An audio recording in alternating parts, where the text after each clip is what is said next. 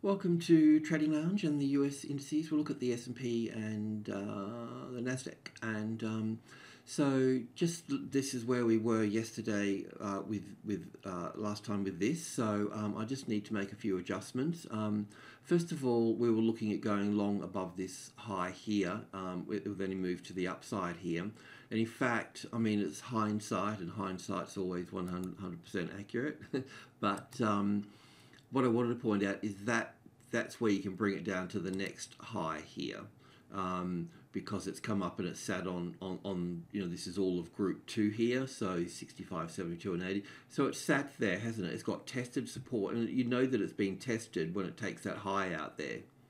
So that's how you get a better and safer entry at that point. So yes, I know it's hindsight and it's too late now, but I think it's it's good to continue to go back over these sorts of things that are kind of simple. I'm just doing a little bit of housework here. Also, I need to adjust the count a little bit as well.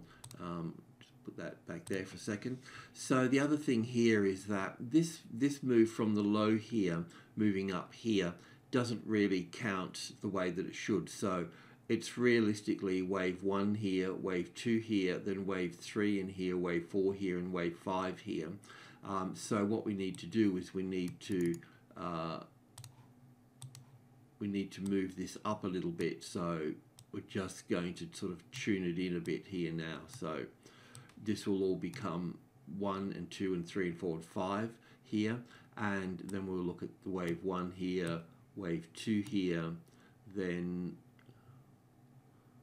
wave 3 will be up here. So we'll see a little move across here in wave 4 here. So the arrival, the reaction, and then the first high above the level here. So we can put that in here. We'll put wave 3 here. We'll put wave 4. It will come back to the wave 4 with one lesser degree, and there'll be an ABC pattern in there. So this little pattern here, when that occurs as a corrective pattern, will be roughly the same size as that, probably a bit more complicated. But then this pattern here, when it occurs, expect the one in green here to be 60% bigger than this one here. And then of course wave 5 will come up into this space up here, and then we'll be looking at our top coming into play here. So that's where we are. So we're on a bullish run, and yeah, all you need to do is basically at this stage here, let's just copy that, is just keep the stop under here. So I'll just put that in red, and so we can adjust it on the way up there as well. You could move it at this stage too if you were thinking of getting in at this stage. If you're thinking of getting in this stage, then you could bring it up into this space here, but I wouldn't bring it any higher than that in case you get spiked out. The wave count is strong. The confidence of the wave count that we have is strong. So there's no need to have a very close stop while these corrective patterns are going on through here. So, but for the time being, we'll just leave it under here. And this was the green one here.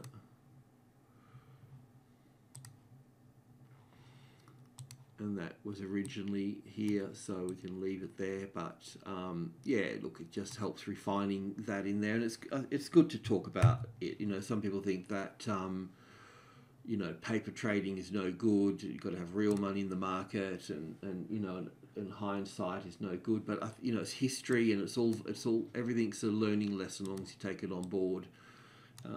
Okay, so I'll just leave that at that, and we'll just check in with the Nasdaq as well, because that's been leading higher, and it's also been a bit of a catalyst for us as well. So I'm going to do the same thing here again as well. So we're going to move wave 4 out of the way, put wave 5 up here, and this one, oopsie daisy, this one up here. I mean, it's good now. If we feel like we know where we are here now. But I mean, the Nasdaq we've been right with the Nasdaq, haven't we, all the way through? It's been a real catalyst for us and helped us with the S&P. So I'm thankful for that. And it's kind of important when to to look at other markets, you know. I'll need to double check that. That will be at the 6.4 there, that one, and the corrective there, and this one will be up here.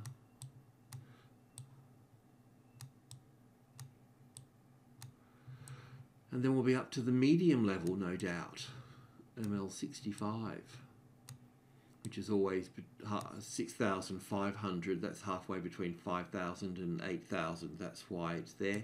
And it always comes in and plays a nice strong part. Normally we use it in stocks more, which would be $6.50 or $16.50. Sort of a bit of an odd number, the old 65, but we use 65 in group 2 there as well, so you know how valuable that can be in that instance as well. So yeah, I mean, we can trade long here for a while now, because realistically here, the other way to look at this here is that from this low to this high here, right in here, this is wave 1 and 2 and 1 and 2, and then there'll be 1 and 2 and 3 and 4 and 5 in here. So really, that's the center of the whole trend now. That's the halfway mark. Will this half be more distance than this one? I don't know. It just depends on how things, you know, move along a little bit. But in terms of the actual structure, that's the center of the whole trend, just in here. Rightio. Okay, all pretty simple. Thanks for listening. Cheers.